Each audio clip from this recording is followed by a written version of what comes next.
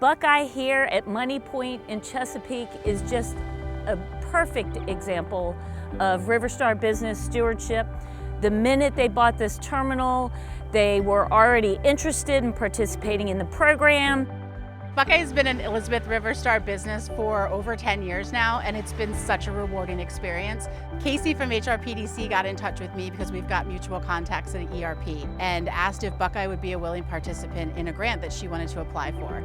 And almost immediately we got talking and decided that we had a great opportunity to do a living shoreline on our property.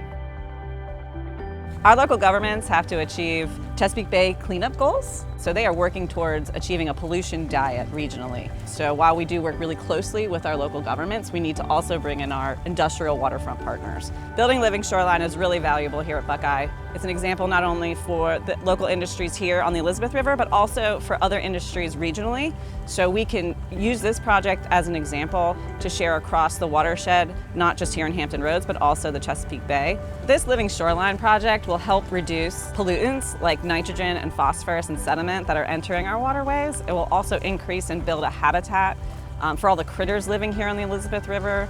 The key to this kind of work and putting in an extensive living shoreline like this is to really have partners and bringing those partners to the table willing to work rain or shine, whether it's a nonprofit organization like the Elizabeth River Project or staff like we have from Buckeye. It's really great to see the motivation and the hard work ethic that everyone brought to the table to make this a successful project. I've been with Buckeye for 18 years, and in the time that I've been here, I don't think I could ever say that there's a day that's gone by that I didn't know that Buckeye cared for the environment.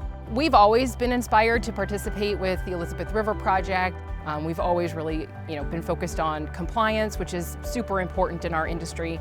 But over the years, our ability to implement projects like this one here at our Chesapeake Terminal, I think, under IFM's ownership and our Buckeye leadership, we've really had the opportunity to just expand on our longstanding commitment to environmental stewardship and environmental responsibility.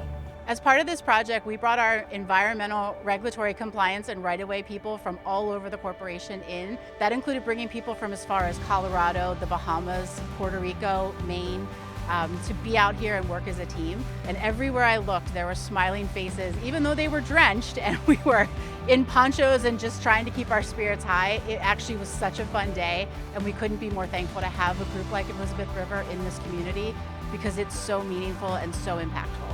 The Buckeye team is pretty competitive by nature, so to know that we had a challenge of planting 14,000 plants in a really short window of time and doing it in one tide cycle was also kind of a fun challenge that we really embraced and had a great time doing it. Wetlands are considered one of the highest value ecosystems, even more than rainforests. These native wetland grasses help filter stormwater runoff. They help buffer wave action. They provide a nursery for a number of fish, and they clean the water. So we took this shoreline that had just rubble and no greening at all, and we greened almost 800 feet of it. It's going to be really significant.